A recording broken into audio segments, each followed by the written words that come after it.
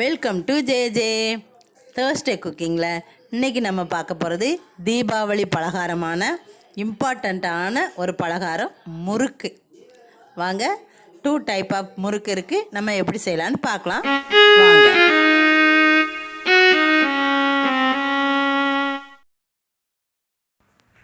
இப்போ நம்ம அச்சு முறுக்கு எப்படி செய்யலான்னு பார்க்கலாம் வாங்க. இதுக்கு அரிசி எப்படி செலக்ட் பண்ணணுன்னா, கொஞ்சம் குண்டாக இருக்கும். மாவு அரிசி நீங்கள் கடைகளில் கேட்டாவே கிடைக்கும். அது 1/2 கிலோ வாங்கி வச்சுருக்கேன். அதாவது 2 கப்பு இருக்குது, 2.5 கப்பு இருக்குது. நல்லா 2.5 கப்பு அரிசியை க்ளீன் பண்ணி ஒரு 2.5 மணி நேரமோ 3 மணி நேரமோ நல்லா ஊற வச்சு எடுத்துக்கணும். இப்போ நான் கழுவிட்டு ஊற வச்சு எடுத்திருக்கேன்.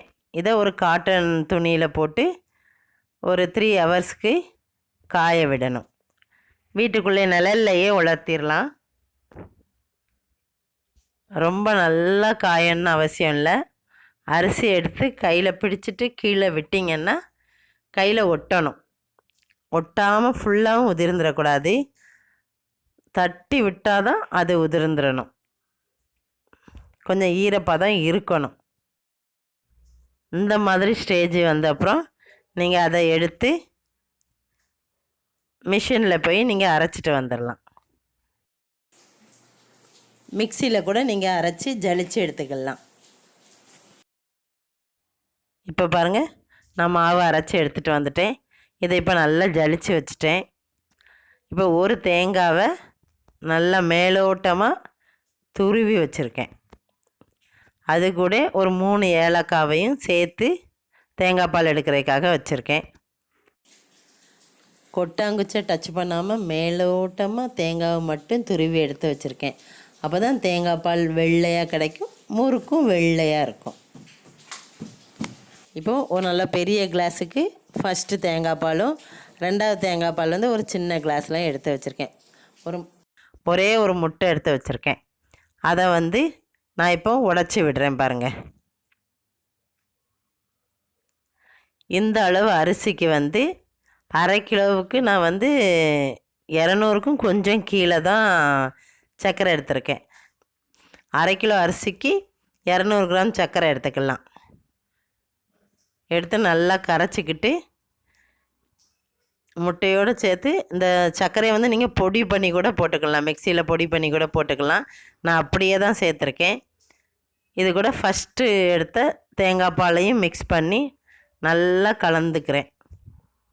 இப்போ சர்க்கரையும் முட்டை தேங்காய் பால் 3 நல்லா மிக்ஸ் ஆகிடணும். அதுக்கப்புறம் நீங்கள் கொஞ்சம் கொஞ்சமாக மாவை எடுத்து அது கூட சேர்த்து நல்லா பசையணும். உங்களுக்கு கோலம் குக்கிங்கில் இன்ட்ரெஸ்ட் இருந்தால் நம்ம சேனல்லே வீடியோவாக வருது, சப்ஸ்கிரைப் பண்ணிவிட்டு நீங்கள் போய் பாருங்கள். இப்போ நல்லா பிசைகிறேன் பாருங்கள்.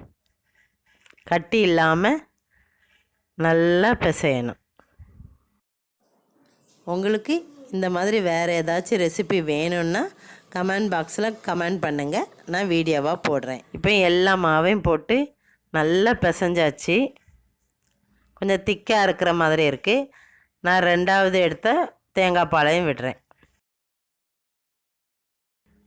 பதம் தோசை மாவை விடையும் கொஞ்சம் தண்ணியாக இருந்தால் போதும். ரொம்ப திக்காக இருந்தால் முறுக்கு சைஸ் திக்காக இருக்கும். நைஸாக இருந்தால் குழலில் ஒட்டவே ஒட்டாது. இப்போ கரெக்டான பதத்தில் இருக்குது. வாங்க எப்படி செய்யலான்னு பார்க்கலாம். ஸ்டவ் ஆன் பண்ணி நல்ல குழியாக இருக்கிற ஒரு வாணலியை எடுத்து ஒரு 1/2 லிட்டர் போல் எண்ணெய் இதுக்கு தேவைப்படும். அதை கட் பண்ணி ஊற்றி எண்ணெய் காயட்டும். நான் அச்சை காலையிலே எடுத்து அரிசி களைஞ்ச தண்ணியிலே போட்டு வச்சுருக்கேன். அதை எடுத்து திருப்பி நல்லா உலர விட்டுட்டேன். இப்போ அதை இந்த எண்ணெயில் சூடுபடுத்துகிறேன். இப்போ அச்சில் தண்ணி இருக்கிறதுனால தான் இந்த பபிள்ஸ்லாம் வருது. இந்த பபிள்ஸ் நிற்கிற வரைக்கும் நீங்கள் வெயிட் பண்ணணும்.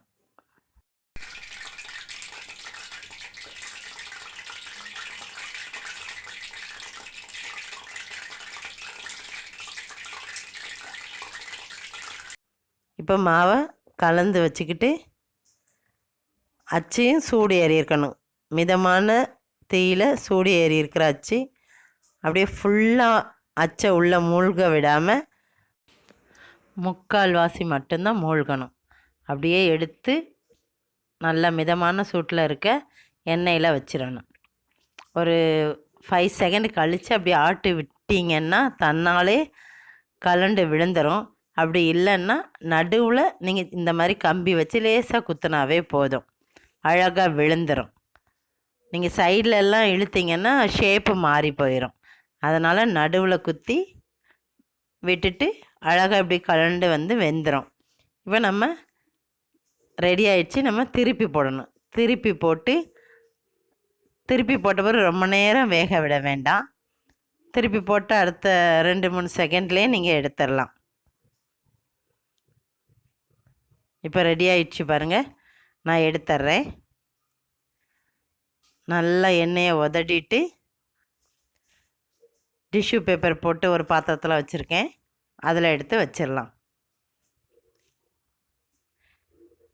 இப்போ அந்த குழல் இன்னும் கொஞ்சம் சூடு இருக்கணும்.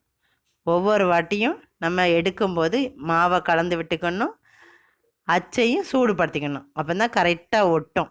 ஒரு வாட்டி சூடு பண்ணிட்டோமேன்னு விட்டுறக்கூடாது. ஒவ்வொரு வாட்டியும் மாவில் முக்கிறதுக்கு முன்னாடி நம்ம சூடு பண்ணிக்கணும். சூடு பண்ணினா தான் கரெக்டான சூடில் இருக்கணும். இப்போ அடுத்தது ரெடி பண்ணிட்டேன் பாருங்கள். நல்லா ஒயிட்டாக இருக்குது பாருங்கள். அதே மாதிரி நல்லா மொறுன்னு வந்தப்புறம் தான் எடுக்கணும்னு இருக்கக்கூடாது. கொஞ்சம் சாஃப்டாக இருக்கும் போதே நம்ம எடுத்துடணும். வெளியில் வந்து ஆறுனதுக்கப்புறம் அது மொறுன்னு ஆகிடும். இப்போ பாருங்கள் அழகாக வருது. இப்படியே நம்ம எல்லா மாவையும் கொஞ்சம் டைம் எடுத்துக்கும் தான், பொறுமையாக செஞ்சால் அழகாக வந்துடும். இப்போ ரெடி ஆயிடுச்சு. அச்சு முறுக்கு ரெடி ஆயிடுச்சு. இப்போ அச்சு முறுக்கு முடிச்சிட்டோம். இப்போ நம்ம சாதா முறுக்குக்கு போகலாம்.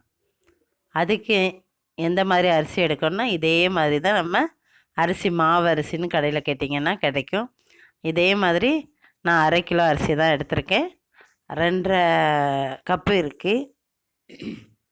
அதை நல்லா கழுவி ஒரு 2லேருந்து 3 மணி நேரம் நல்லா ஊற வச்சிட்றேன். ஊற வச்சு தண்ணியை வடிச்சிட்டு காட்டன் துணியில் காய போட்டுக்கிறேன். இதுவும் நிழல்லையே நம்ம காய வைக்கலாம். நல்லா விரித்து விட்டுருங்க. இது வந்து நல்லா காயணும். நம்ம கையில் எடுத்தோம்னா ஒட்டாமல் விழுந்துடணும். அதுதான் கரெக்டான பதம். இப்போ எனக்கு கையில் ஒட்டலை. நான் இப்போ இதை எடுத்து வச்சுட்டேன். இப்போ இதுக்கு வந்து 1க்கு 4, 1 கிளாஸு உளுந்துன்னா 4 கிளாஸ் அரிசின்னு கணக்கில் எடுத்துக்கோங்க. நான் 2.5 கிளாஸ் அரிசிங்கிறதுனால 3/4 கிளாஸ் போல் உளுந்து. அதை வந்து வாசனை வர்ற வரைக்கும் மிதமான தீயில், கலர் சேஞ்ச் ஆகாமல், ஆனால் உளுந்து வறுபட்ட வாசனை வந்துடணும். நல்லா வறுபட்டுடுச்சு. நல்லா வாசனை இப்போ வந்துக்கிட்டு இருக்கு. பார்த்திங்கன்னா தெரியும், கலர் வந்து எங்கேயும் சேஞ்ச் ஆகலை. இந்த டைமில் நம்ம ஊற வச்சு காய வச்சுருக்க அரிசியையும் லேசாக வறுத்துக்கிறோம். இதுவும் கலர் சேஞ்ச் ஆகாமல், ஆனால் கொஞ்சம் அது பொரியிற மாதிரி வரும். பொரிஞ்சிட வேண்டாம், லேசாக பொரியிற மாதிரி வர்ற வரைக்கும், அதாவது சூடுபடுத்திக்கிட்டாலே போதும். நல்லா வறுத்து எடுத்துட்டு பாருங்கள், வறுத்து எடுத்துட்டேன். இப்போ இதை நீங்கள் மிக்சியில் அல்லாட்டினா மிஷினில் கொடுத்து கூட அரைச்சி எடுத்துக்கலாம். நான் அரைச்சி எடுத்துக்கிட்டேன். இப்போ நான் ஜலிச்சும் எடுத்துக்கிறேன். அதுக்கப்புறம் இது ஒரு 2.5 கிளாஸ் தண்ணி விட்டு அதில் தேவையான அளவு உப்பையும் போட்டு அது கூட பெருங்காய பவுடரையும் போட்டுடுறேன். இதுக்கு நீங்கள் சீரகம் இல்லைன்னா எள்ளு கூட, கருப்பு எள்ளு கூட சேர்த்துக்கலாம். அதையும் இதிலேயே இந்த தண்ணியிலையே நம்ம போட்டுட்டோன்னா கல் எதுவும் இருந்தால் அடியில் தங்கிடும். நல்லா கரைச்சி விட்டுறணும். நல்லா க்ளீன் பண்ணி தான் போடுவோம். இருந்தாலும் சின்ன சின்ன கல் இருந்தால் அடியிலேயே தங்கிடும். நம்ம இப்போ அந்த தண்ணியை மேலோட்டமாக ஊற்றி பிசையணும். கொஞ்சம் கொஞ்சமாக விட்டு பிசையணும். பார்த்திங்கன்னா கீழே இருக்க மாவு மேலே இருக்க மாவு எல்லாமே அந்த தண்ணி படுற மாதிரி பிசையணும். அதுக்கப்புறம் கொஞ்சம் கொஞ்சமாக தண்ணி விட்டு விட்டு நீங்கள் நல்லா பிசைஞ்சு எடுத்துடலாம்.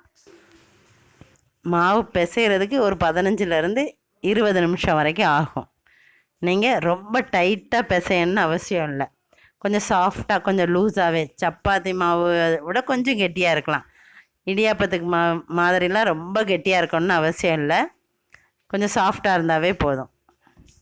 இப்போ ஸ்டவ் ஆன் பண்ணி நல்ல அகலமான பேனில் நான் இரும்பு கடாயை வச்சுருக்கேன். இதுக்கும் ஒரு 1/2 லிட்டர் எண்ணெய் தேவைப்படும். பேன் காஞ்சதும்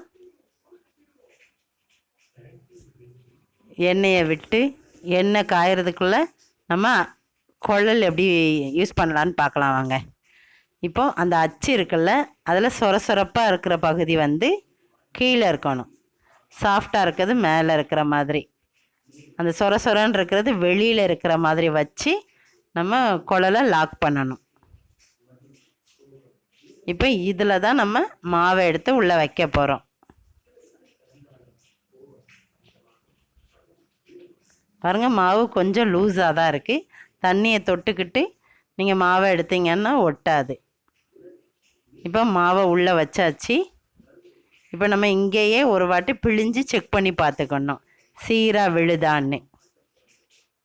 இப்போ எண்ணெய் காஞ்சிச்சான்னு எப்படி செக் பண்ணலான்னா, சின்னதாக மாவை உருட்டி உள்ளே போட்டிங்கன்னா போட்ட உடனே மேலே வந்துடணும். எனக்கு கொஞ்சம் லேட் ஆகுது பாருங்கள். அப்போ இன்னும் கொஞ்சம் டைம் வெயிட் பண்ணணும். இப்போ இதை எடுத்துடலாம். இப்போ எண்ணெய் நல்லா காஞ்சிடுச்சு. நான் டைரெக்டாகவே அதிலையே பிழிஞ்சிட்றேன். நம்ம ப்ரெஸ் பண்ணுறதை நிறுத்தின உடனே அதாவே கட் ஆகிடும்.